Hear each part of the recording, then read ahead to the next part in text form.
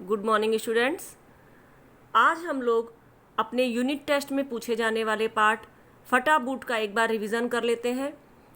देखिए बच्चों, आप लोगों की जो क्वेरीज आ रही हैं उसको ध्यान में रखते हुए मैं आपसे एक बात कहना चाहूँगी, बहुत ज़्यादा टेंशन मत लीजिए, है ना। अगर हमने ये कहा है कि आपको चैप्टर अच्छे से पढ़ना है, उसके अंदर से कुछ भी आ सकता है, उसमें इतना परेशान होने की कोई ज़रूरत नहीं है। आप चैप्टर को आराम से पढ़िए, 2-3 बार पढ़िए, आपको सब समझ में आ जाएगा। ठीक है, ऐसा भी नहीं है कि आपको पूरा का पूरा जितना भी क्वेश्चन पेपर बनेगा सारा ही अंदर से ही पूछ के आ जाएगा, बाहर से कुछ भी नहीं, पीछे के जो क्वेश्चंस दिए हैं एक भी नहीं आएंगे, ऐसा कुछ भी नहीं है ना। थोड़ा बहुत हम अंदर से भी पूछ सकते हैं, वो इसलिए क्योंकि जिससे आप लोग ये हम जान पाएँ कि आप लोग चैप्टर को अच्छी तरह से समझे हैं कि नहीं समझे हैं। लेकिन हम भी जानते हैं कि आपका लेवल क्या है। अभी आप लोग 6th से पास होकर 7th में आए हैं, हम आपसे ऐसी उम्मीद नहीं कर सकते हैं कि हम आपसे 9th-10th के लेवल का पूछने लग जाएं, है ना। इसलिए बहुत ज़्यादा टेंशन लेने की ज़रूरत नहीं है, जितना आपके लेवल का है उतना ही पूछा जाएगा। लेकिन मैं आपको एक बार चैप्टर समझा देती हूँ आज। हाँ, हालांकि अब इतना टाइम हमारे पास नहीं है कि हम एक एक लाइन को बहुत डिटेल से पढ़ें, जैसे कि हमने अपना खेल दिवस पढ़ा था, उसमें तो बहुत सारा टाइम लग जाएगा, है ना। तो हम लोग इसको मैं थोड़ा सा शॉर्ट में समझा दूंगी। पेंसिल हाथ में रख के बैठिए और बुक अपना पेज ओपन करके रखिए, पेज 17। और जो जो मैं वर्ड्स बोल रही हूँ, मैंने इसीलिए अपनी बुक में पहले से वर्ड्स अंडरलाइन करके रख लिए हैं, जिससे आप लोगों को कहीं कोई दिक्कत ना जाए, आप लोग बाद में भी उसमें से देख के अंडरलाइन कर ले। जो जो वर्ड्स आते जाएंगे, जितना हो सकेगा मैं आप लोगों को उसको एक्सप्लेन करती जाऊंगी, आप उसको दिमाग में रखिए। देखिए, हमको कभी भी एग्ज़ाम को दिमाग में रख के नहीं पढ़ना चाहिए। एग्ज़ाम को अगर हम दिमाग में रख कर पढ़ते हैं तो हमको सिर्फ एक नॉलेज मिलती है, सिर्फ एक नॉलेज पास होने के लायक। लेकिन अगर हम कुछ सीखने के लिए पढ़ते हैं तो हम हमेशा के लिए वो हमको नॉलेज मिल जाती है ना। इसलिए आप लोगों को बहुत अच्छे से पढ़ना है। उसमें से क्या आता है, कितना आता है, ये सब दिमाग से हटा दीजिए, बस आप सिर्फ पढ़िए। तो हम आज चैप्टर शुरू करते हैं। तो एलिया कचहरी में बेकार सा पड़ रहता था। कचहरी तो जानती हैं आप, जानते ही हैं आप, कचहरी का मतलब होता है अदालत, कोर्ट। उन दिनों लोग कचहरी से दूर ही रहना पसंद करते थे। अब मैंने दूर को अंडरलाइन कर रखा है। दूर का अगर अपोजिट पूछा जाए, जानते हैं शुरू से आप लोग, अब 7th में आ गए हैं, दूर का अपोजिट पास, है ना। या फिर हम निकट भी कह सकते हैं। बड़े से बड़े वकील भी छोटे छोटे मुकदमे लेने के लिए मजबूर थे। पहले के टाइम पे क्या था कि लोग कोर्ट कचहरी को बुरा मानते थे, कि कोर्ट कचहरी जाना, जो लोग गुंडे टाइप के लोग होते हैं वही लोगों को कोर्ट में जाना पड़ता है। तो लोग कोशिश ये करते थे कि हमको केस वगैरह ना करना पड़े, ऐसी किसी बात में हम ना फंसे। एलिया के पास तो कोई मुकदमा ना आता, फिर भी वह कचहरी में जाता और वहाँ एकांत में बैठकर अपनी पत्नी को संबोधित करके कविता लिखा करता। अब ठीक है, अब जैसे मान लो एक क्वेश्चन निकलता है कि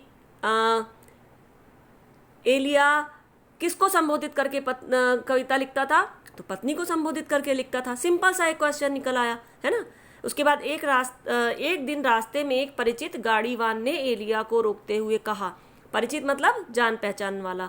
अब हम इसका अगर अपोजिट देखें, परिचित को भी चाहे तो अंडरलाइन कर लीजिए, परिचित गाड़ीवान वाला, है ना। तो परिचित का अपोजिट अपरिचित, अगर आप विलोम लिखेंगे परिचित का तो अपरिचित। गाड़ीवान ने एलिया को रोकते हुए कहा, मैं अभी अभी तारसेनोवा से आ रहा हूँ। अब यहाँ पर देखिए, परिचित विशेषण है, गाड़ीवान विशेष्य है।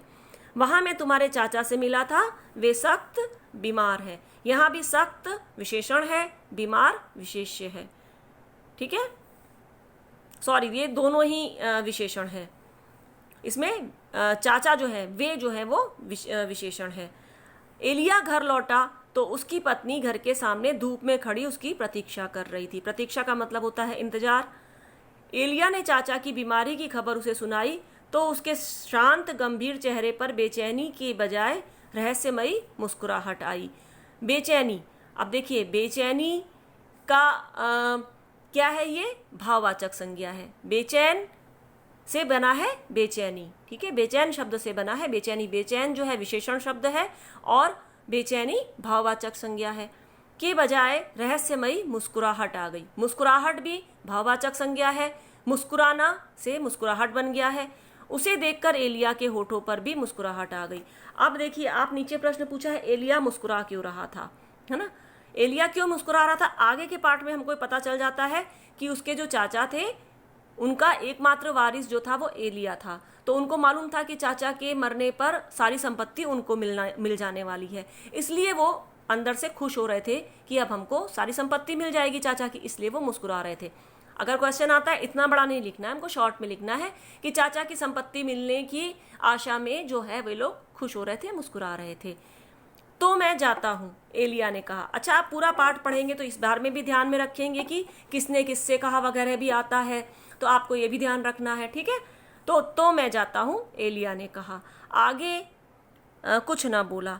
पत्नी उसके मन की बात समझ गई, उसने सिर्फ इतना ही कहा, तो मैं जाता हूँ। आगे उसने कुछ भी नहीं कहा कि चलो मैं जल्दी से जाता हूँ, अब चाचा के आखिरी टाइम आ गया है चाचा जी का, तो मैं जाकर उनको देखता हूँ, शायद संपत्ति वो मेरे नाम कर जाए। लेकिन उसकी जो पत्नी थी वो सब समझ गई। चाचा मरने पर अपनी सारी संपत्ति उसे देने वाले थे। तभी उसके पति के फटे हुए बूट की ओर देखते हुए उसने पूछा, रास्ते के खर्च का भी कुछ ख्याल किया है? अब रास्ता लंबा था, पहले तो लोग पैदल पैदल जाते थे, या जिनके पास थोड़ा पैसा हुआ तो वो घोड़ा गाड़ी वगैरह से चले जाते थे। तो अब वो, क्योंकि ये लोग गरीब थे, एलिया के जूते फटे हुए थे, तो उसकी पत्नी ने कहा कि तुमने रास्ते के विषय में कुछ सोचा है कि पैसा, तुम्हारे जूते भी फटे हुए हैं, जूते लेने पड़ेंगे, या फिर खाना वगैरह खाने के लिए पैसा कहाँ से आएगा, है ना। तो ये उसने पूछा। तो आपको देखिए यहाँ पर एक एक्स्ट्रा क्वेश्चन और पता चल गया कि एलिया मुस्कुरा क्यों रहा था। एक क्वेश्चन आपका निकल गया कि दूसरा आप पूछ सकते हो कि आप ये भी देख सकते हो कि मान लो एलिया को चाचा की बीमारी के बारे में किसने बताया? तो परिचित गाड़ीवान ने बताया। इस तरह के बहुत सारे क्वेश्चन आप निकाल सकते हो। बल्कि आपको कोशिश ये करनी चाहिए कि आप एक रफ कॉपी में डेली 2-3 क्वेश्चन आप अपने आप से फ्रेम करिए और उसके आंसर लिखिए। इससे आपको पूरा लेसन अच्छी तरह से समझ में आ जाएगा, ठीक है। तो यहाँ पर हमने चर्चा कर ली बेचैन का भाववाचक बेचैनी, मुस्कुराना का मुस्कुराहट, है ना, और बीमारी, बीमारी का क्या होगा? इसका भी जो है ये भी भाववाचक है। इसका जो शब्द होता है बीमार, बीमार का जो भाववाचक होगा वो बीमारी हो गया, ठीक है। तो ये हो गया आपका एक पेज आपका कंप्लीट हुआ।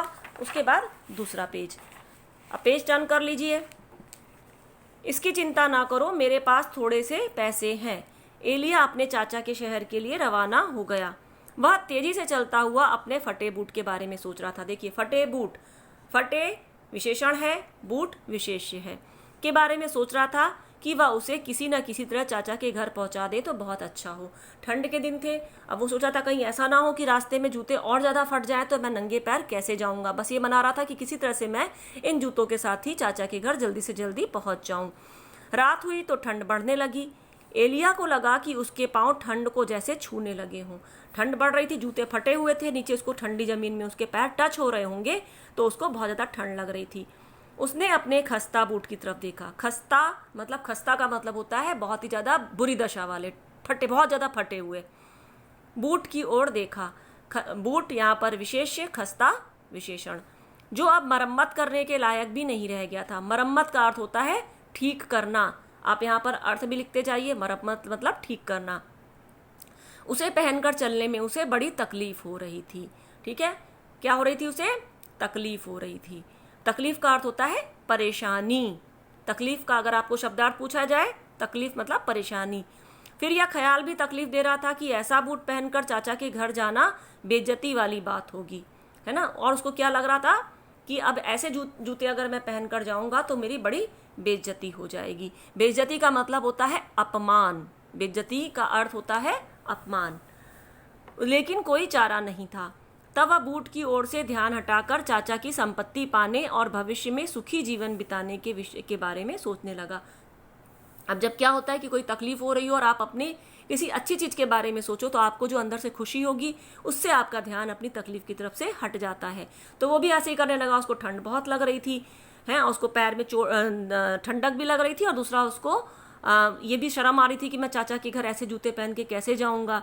फिर उसने अपना ध्यान हटाया कि जब मुझे बहुत सारी संपत्ति चाचा की मिल जाएगी तब फिर मेरे पास बहुत सारे पैसे हो जाएंगे और मेरा फ्यूचर बहुत अच्छा हो जाएगा। एक गांव आने पर वह रात बिताने के लिए एक धर्मशाला में ठहरा। अब देखिए, मान लो एक क्वेश्चन क्या निकलता है, वह कहाँ ठहरा? धर्मशाला में ठहरा, ठीक है।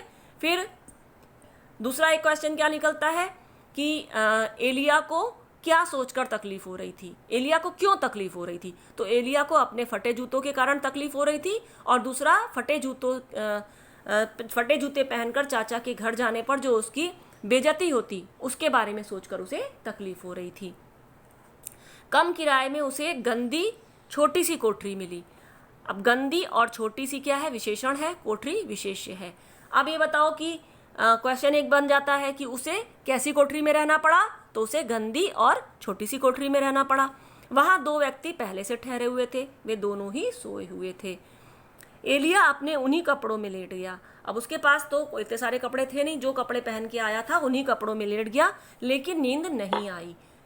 उसने अपने ख्यालों में संसार की सभी सड़कों पर और सभी घरों में अनगिनत बूट देखे। अब उसको, क्योंकि जूतों में ही उसका दिमाग लगा हुआ था, तो वो सपने में जो अपने सो भी नहीं पा रहा था और अपने ख्यालों में सिर्फ जूते ही जूतों के बारे में सोचा था कि सब तरफ बस जूते ही जूते हैं। फिर तो उसे हर जगह बूट ही बूट दिखाई देने लगे। आखिर उसे लगा जैसे उस कोठरी में भी बूट बिखरे पड़े हुए हो। मतलब वो अपने ख्यालों में इतना ज़्यादा खो गया, उसके दिमाग में बूट का विचार इतना ज़्यादा आ चुका था कि उसे हर तरफ जूते ही जूते ख्यालों में दिखने लग गए। तभी वह अचानक उठ बैठा और सर्दी से कांपता हुआ, नंगे पांव बड़ी नरमी से चलता हुआ अपने बगल वाले मुसाफिर की खटिया के पास गया। कहाँ गया? अपने बगल वाले मुसाफिर की खटिया के पास गया। नंगे पांव बड़ी नरमी से, नरमी का अपोजिट क्या होगा? सख्ती। ठीक है, सख्ती। नरमी से चलता हुआ अपने बगल वाले मुसाफिर की खटिया के पास गया। उसका एक बूट उसने पहना ही था कि उसके तपते हुए पांव में कोई चीज चुभी। एक बूट पहना उसने, उसके दिमाग में विचार आया कि मैं इसका जूता चुरा लेता हूँ, क्योंकि इसका जूता फटा हुआ था। एक तो उसको परेशानी हो रही थी ठंड में भी, और दूसरा उसको शर्म भी आ रही थी। तो उसके दिमाग में एक ये विचार आया कि मैं एक जूता चुरा लेता हूँ इसका। जबकि हमको कभी भी कितनी भी परेशानी हो, चोरी कहीं किसी चीज़ का ऑप्शन नहीं होता है। कभी भी बहुत गलत चीज़ है चोरी करना। हमारे जीवन में कितनी भी कठिनाई आ जाए, कितनी भी परेशानी आ जाए, लेकिन चोरी करना किसी भी चीज़ का ऑप्शन नहीं होता है। उसने एक बूट पहना ही था कि उसके तपते हुए पाँव में कोई चीज़ चुभी। अब यहाँ पर तपते हुए पाँव में क्यों है? किसके पाँव तप क्यों रहे थे? गर्मी तो नहीं थी कि उसके पाँव तपेंगे। तो आप देखना कभी, अगर बर्फ़ अगर हाथ में पकड़ के ठंडे खड़े रहोगे तो आपका हाथ थोड़ी देर बाद ऐसा लगेगा जैसे गर्म हो रहा है। तो ठंड बहुत ज़्यादा थी, तो उसके कारण उसके पैरों में ऐसा लग रहा था कि पैर ठंड के मारे तप रहे हों। और उसने जब जूते में पैर डाला तो उसके पैर में कोई चीज़ चुभी। वो चीज़ क्या थी? दरअसल वो चीज़ उसकी अंतरात्मा थी, है ना। उसके जो इनर कॉन्शियस था वो उसको चोरी करने से मना कर रहा था, क्योंकि वो बेसिकली चोर नहीं था वो आदमी, है ना। तो एलिया कैसा आदमी था? एलिया गरीब जरूर था, लेकिन वो बेईमान नहीं था, ईमानदार आदमी था। उसने बूट उतार डाला, तभी कोठरी के बाहर से उसे अस्पष्ट सी आवाज सुनाई दी। अब देखिए, अस्पष्ट को भी अंडरलाइन कर लीजिए। अस्पष्ट का विलोम क्या होगा? स्पष्ट। आगे का अ हट जाएगा, स्पष्ट। आवाज उसे सुनाई दी तो डर के मारे उसके पाँव वहीं के वहीं जम गए। डर गया वो, उसको लगा कि कोई मुझे चोरी करते हुए देख लेगा, क्योंकि वो चोर नहीं था, है ना। चोर होता तो फट से जूते चुराता और वहां से चला जाता, लेकिन वो चोर नहीं था, तो वो डर गया। उसने डर गया। उसके बाद क्या हुआ कि डर के मारे उसके पाँव वहीं के वहीं जम गए, और उसी समय उसने अपनी आत्मा की फटकार सुनी कि वह पतन के रास्ते पर जा रहा है। फटकार का मतलब होता है डांट। लिख लीजिए आप, फटकार का मतलब डांट, कि वह पतन के रास्ते पर जा रहा है। पतन का मतलब होता है नीचे गिरना। बाहर की आवाज जब बंद हुई तो वह कोठरी में से निकला। बाहर से कोई शायद निकल रहा होगा, कोई बातें करते हुए। तो क्योंकि चोर की दाढ़ी में तिनका वाला जो मुहावरा होता है कि जो आदमी जिसके मन में अगर कुछ वो होता है, डर होता है, तो उसको ऐसा लगता है कि सब लोग मुझे ही देख रहे हैं, मुझसे ही बात कर रहे हैं, है ना, मेरी चोरी देख रहे हैं। बाहर की आवाज़ जब बंद हुई तो वह कोठरी में से निकला। वहाँ कोई नहीं था, लेकिन वहाँ पर कोई भी नहीं था, शायद कोई बाहर था भी नहीं, लेकिन उसको अपने इनर कॉन्शियस से ऐसा लग रहा था, क्योंकि वो डर रहा था तो उसको ऐसा भ्रम हो रहा था। एक तरफ लटकी हुई लालटेन मध्यम सी रोशनी कर रही थी। मध्यम मतलब थोड़ी सी, मंद सी, हल्की सी। एलिया ने इधर उधर देखा तो पास ही बूटों का एक जोड़ा दिखाई दिया। उसने उधर उधर देखा, पास में ही एक जो पेड़ थे वो जूतों के रखे हुए थे। उसी समय उसने बिना कुछ सोचे बूट उठाकर और अपने कोट में छुपा लिया। ठीक है, एलिया ने क्या किया? अपने साथ में रहने वाले मुसाफिर के जूतों को चुरा लिया। फिर एक नज़र वहां सोए पड़े चौकीदार की तरफ देखकर चुपके से फाटक खोलकर वह बाहर निकल गया। उसने क्या किया, जूते चुराए और उसके बाद वो वहां से बाहर निकल गया। लगभग आधा घंटे नंगे पांव चलने के बाद उसे बूट पहनने का ख्याल आया। आधा घंटा तक वो चलता रहा, वो जूते पहन के नहीं चला कि कोई देख लेगा। पहले उसने जूतों को अपनी कोट में छुपा लिया और उसके बाद आधा घंटे नंगे पांव चलने के बाद उसे बूट पहनने का ख्याल आया कि चलो अब मैं ये बूट पहन लेता हूँ, अब मैं बहुत दूर आ गया हूँ, अब मुझे कोई नहीं देख पाएगा। एक पत्थर पर बैठकर वह बूट को कुछ क्षण देखता रहा। क्षण का मतलब होता है पल, है ना, सेकंड्स इसको कहते हैं, पल। आखिर जब वह बूट पहनकर खड़ा हुआ तो उसके अंदर से आवाज आई। अंदर से कहाँ से आवाज आई? उसका जो इनर कॉन्शियस था वो बोल रहा था, उसकी अंतरात्मा बोल रही थी, क्योंकि वो चोर नहीं था। अगर हम बेसिकली अगर हम गलत काम करने के आदी नहीं होते हैं तो अगर हम कोई गलत काम करते हैं ना तो हमको ऐसा लगता है कि जैसे अंदर से हमको कोई मना कर रहा है, गलत है, झूठ बोलना नहीं चाहिए, नहीं चोरी नहीं करनी चाहिए, ऐसे हमको जैसे लगता है कि अंदर से कोई हमको मना कर रहा है। लेकिन आवाज की तनिक भी परवाह किए बिना वह चल पड़ा। क्या आवाज आई थी? पतन, घोर पतन।